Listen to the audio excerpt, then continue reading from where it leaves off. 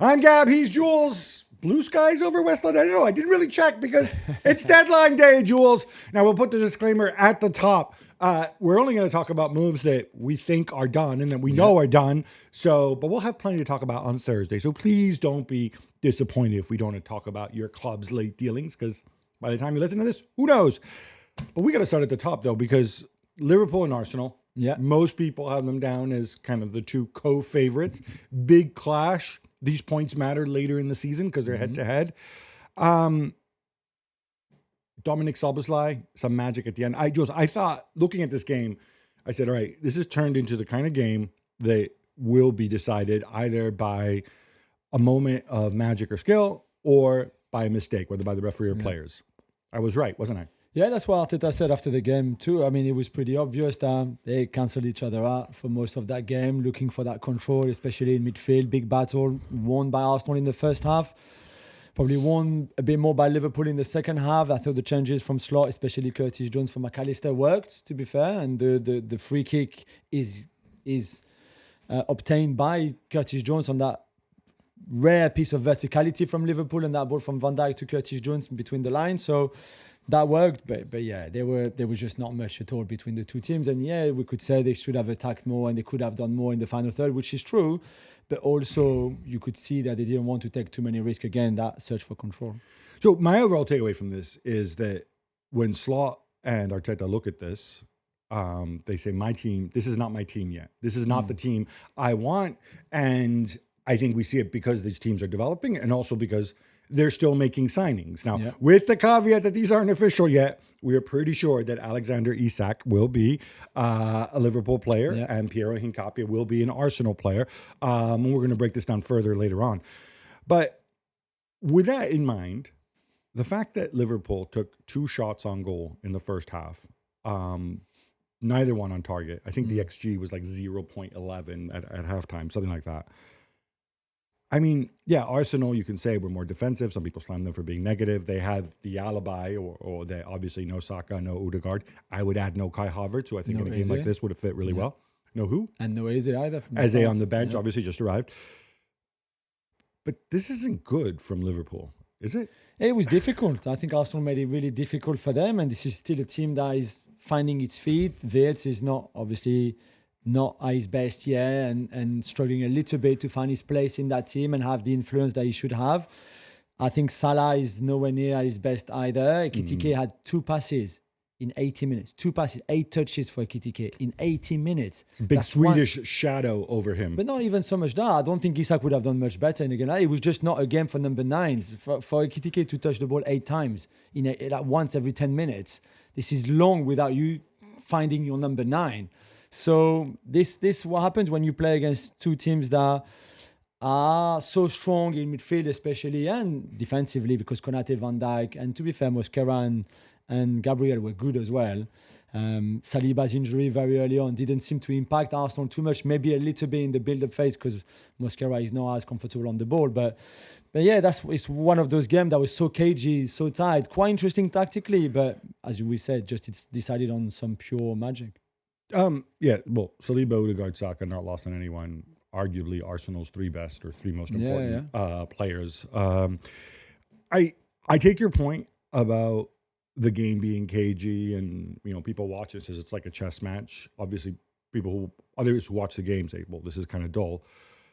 We've seen Liverpool in the past under Klopp, when faced with those situations, they raise the tempo, they put the ball in the mixer, they take more shots from distance. They're okay with losing possession because it's an opportunity to win it back. I feel like this is not something that we saw from them on Sunday. And that's just an approach. It's nothing to do with Arsenal, right?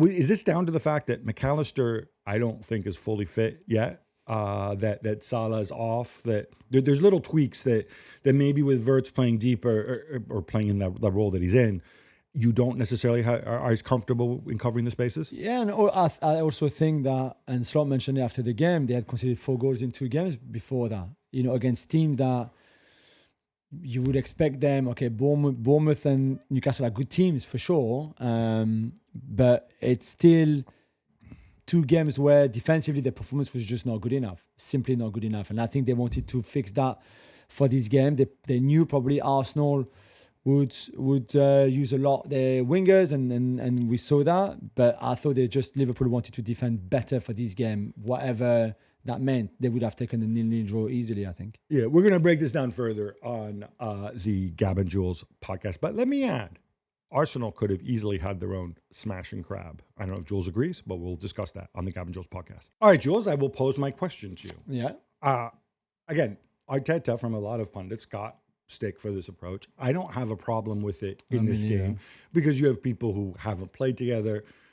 But they could have nicked this game. I thought the Madueke chance in the first half was maybe the only chance that we saw in the first 45 minutes, real chance. Yeah. But it feels to many that kind of Arsenal's issue the last 2 years maybe has been a little too much of this kind of defend and counter, set pieces. There was a stat about, I don't know, it's only 3 games, but their expected goals from open play this year is the second lowest in the Premier League after Sunderland. Yeah.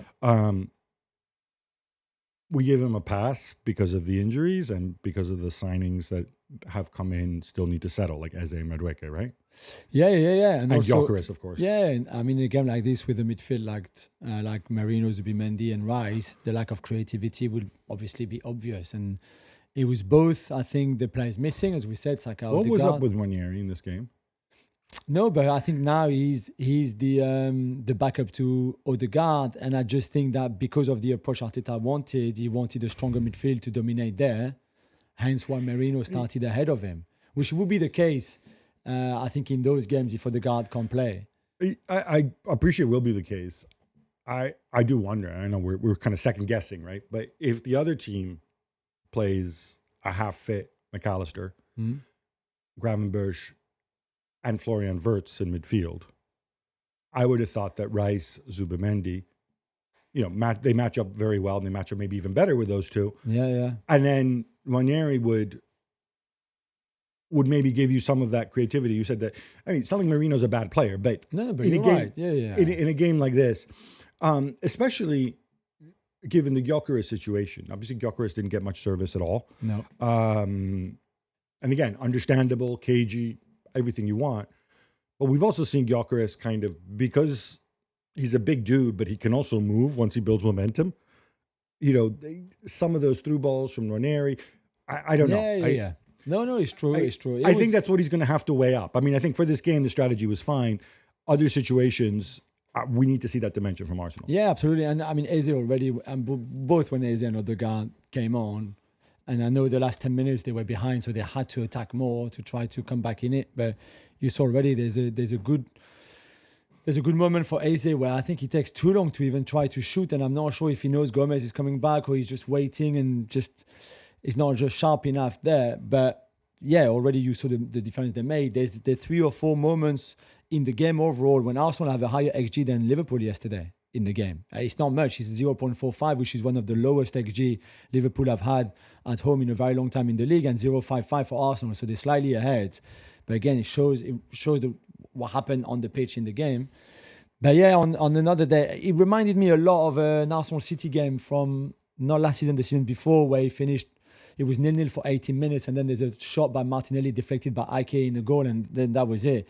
It was very much where you cancel each other out and you try to dominate that midfield, and you don't have much going forward with the ball because of that, because you're very cautious too. So it's Arsenal will have to do better. Last season, we said that already, the bit lack of creativity with all the players missing and injured, and maybe the search for control in ahead and in priority of anything else, which I think can be very counterproductive at times. All right, I'm going to put a lineup together for you, okay? Kepa, White, Mosquera, Hincapie, or the other way around, Lewis Skelly, Norgard, Marino, Ranieri, Madueke, Eze, Havertz. Eze, no, Trossard. Well, there's no room for Trossard unless I need to. Martinelli then. But Eze has to be in the first team. Okay, you want to put Eze in the first team? Fine. Yeah. Martinelli, right? You see where I'm going with this. Yeah, and there's no room even for Trossard or for Kivior or some of these other guys. That is Arsenal's second 11. Yeah. Now, I know these things kind of go in spurts, in cycles, right? You have managers saying, we've heard this from Pat, like, oh, no, I only want like sort of a core of 13, 14 players plus some youngsters. Others saying, no, I want 2 guys for every position. Yeah. And I feel like it's cyclical in the sense that, you know, they want the smaller squad that they can work with, and then they get a bunch of injuries, things don't go well, and then 2 guys for every position. There's no question Arsenal now are absolutely loaded with players. And that's not really a position I feel that Arteta has been in. That's true. This is the more depth he's ever had, for sure. Is this going to be a challenge, especially when, you know, you've got more options, but you've got different options? And I always say this: it's fine to have depth, but you really need to have a hierarchy of your best 11. Yeah. And when I look at Arsenal's best 11, the only positions that feel maybe a little bit up for grabs are left back. You can argue Calafiori, Lewis Skelly. And then maybe the other wing position on the Martinelli side, Martinelli, Eze, whoever you like, right? And then obviously Gyökeres, Havertz should be up for grabs. I don't know if it is. So he has that hierarchy. Yeah. But how do you keep the other? Is it going to be a challenge to manage other players? Yeah, true. And, you know, people not being happy because they don't play enough and things like that. But already White is injured. So Kivior is on his way out. But White is injured. Saka is injured. Odegaard was not fit. Havertz is injured. Gabriel Jesus is injured. So already you have... we even mentioned Gabriel Jesus.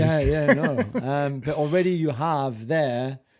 as long as people... It's a weird paradox, right? Because as long as people are injured, others play. But then, you know, you've got so many big games, especially... Even I'm thinking, people say, oh, there's the Champions League. Yeah, but you screw a couple games up in the Champions League, and then you want to put your best team out there so you can finish in the top 8. So there's probably games where Saka doesn't have to play, and unlike last season when he was fit, where you felt like he needs to play, otherwise the team will suffer from him not being on the pitch. This time, I think you can, and that depth enables you for a bit more rotation when you go away in the Champions League on a Wednesday and have to play on a Saturday, for example, or something like that in the league, away from home. Then you have that option if you want to, which he didn't have really before. Hincapié, he can obviously fill different positions. Yeah. Is the thinking there? Is he going to compete for a starting position? Yeah, I think so. I love that. You still have to find, and Calafiori has done really well in that position. But as we mentioned a lot on the show, he's injury prone. So we'll have to see. Hincapié, you still have to find the best left back to play with Eze ahead of him, because as we know, Eze comes inside a lot. Really, the ideal would be an overlapping fullback, which is not really on that, and that's not really what Arteta does on that side anyway either. So it'd be very interesting to see Hincapié can play as left back, can play as centre back, left-footed. Obviously, Kivior is going to Porto, so he will be there. It's a good market opportunity more than anything else, I think, in terms of do they really need him. And we're going to discuss this further once the terms come out and are confirmed. Over on the Liverpool side, obviously they have a lot of players. I feel like Liverpool probably have more of a hierarchy, and we'll discuss Isak more later. But before we get to Isak, I want to go back to Florian Wirtz, because we had this sort of fundamental disagreement about where he should be playing and where he will be playing long term. Jose, I have to say, in this game, I thought he was almost ghost-like. He had a couple moments. He had the shot in the second half. He had a couple dribbles. I mean, this is your club's record signing. Yeah, he's tough. But he's struggling a bit. Is it the position? Because I feel like when you have him there and you've got the 2 twin Gorgons of Rice and Declan Rice, I thought had a great game. Yeah. Of Rice and Zubimendi there, he's not going to find space. So then you find him having to go deeper to get the ball in. Yeah, I mean, that's where he wants to play. That's where he was told he was going to play. But is that the right place for him to play, in your view? Yeah. I think this is where you can use him at his best. Then he's not at his best now. And I think this is like we said, this is a team that's still finding his feet and trying to find the best way of using him and Salah and Gakpo, Ekitike, whoever you want, McAllister in the same team with one ball. And Isak coming in will not help either, because you just add another layer of adaptation and integration and everything. It will work eventually, but for now, I think he works hard, to be fair, and I think he knows he should do better. He should impact the game more than what he did yesterday on Sunday with the ball, certainly. because I think the talent is there. No, It's just there's finding. no question the talent's there. It's just finding. Is Ekitike the right number 9 for him? Would Isak be better for him? I think Isak and Ekitike are quite similar in the sense that they are just so good all around. They can do everything. They can probably even play as a 10. They can even play together, and one is a most advanced, the other one is a bit deeper. And in that case, you don't need really Wirtz, or it doesn't fit there. So I don't know. It's more work for Slot to still find the best position for all those pieces in the jigsaw. Yeah, I just think in a year in which you made so many changes to your team, then taking your record signing and having him learn a new position, which is There can't be too many changes, right? You can't go from a team where you had no new signings and it was exactly the same team than the year before, or big Gravenberg new position, to changing potentially.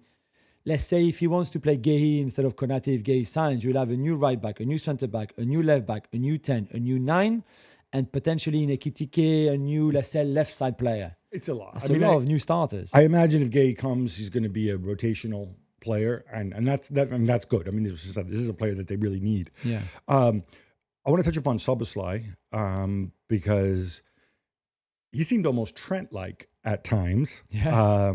I think he had more touches than I think only Van Dijk had more touches than he did, but it's normal for a center back, and it was only a couple more. Yeah. So super influential from the right back position, stepping into midfield. We saw him spray some long passes, Trent style, and obviously that was also. Then again, we also saw him, and he's a guy who runs all day, he just doesn't run very fast. Yeah. And we saw Madueke take it to him several times. What I don't follow here in the logic is, do we think he is a long-term option at right back, considering how different he is from Frimpong, who's presumably signed to play that position and who's going to be back in a couple of weeks? Yeah, I don't think so. I think Arsenal maybe missed the trick a little bit. And I know Martinelli is out of form and out of confidence, but surely you would have targeted him more than Madueke on Kerkez on the other side, or going through Gyökeres against Van Dijk and Konate. But they didn't really do it. He had one go at him in the first half, and then Szoboszlai defended well, and then that was pretty much it. I just don't think long-term. Well, certainly not in the top games. Maybe in some games where you know you'll have 70% of the ball and the opposition is not going to attack you too much, you can. And if Konate is at his best, to be fair, behind Szoboszlai or next to Szoboszlai, then you could probably go for it, and Konate can try to cover that side too. So it'd be very interesting. But I agree with you. I thought Szoboszlai had an amazing game.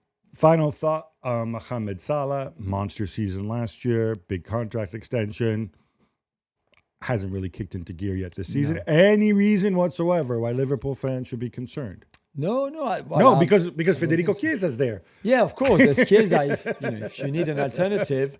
It's a slower start than I expected, to be fair, although I've said from the beginning that I think the arrival of Wirtz and this team playing differently and having Wirtz there in that 10, I thought was always going to impact Salah and Salah's form and how Salah would get the ball and how influential or not it would be. Same with the departure of Trent, and that's exactly what's happening for now. But he's not going to last. He's going to be back to his best soon.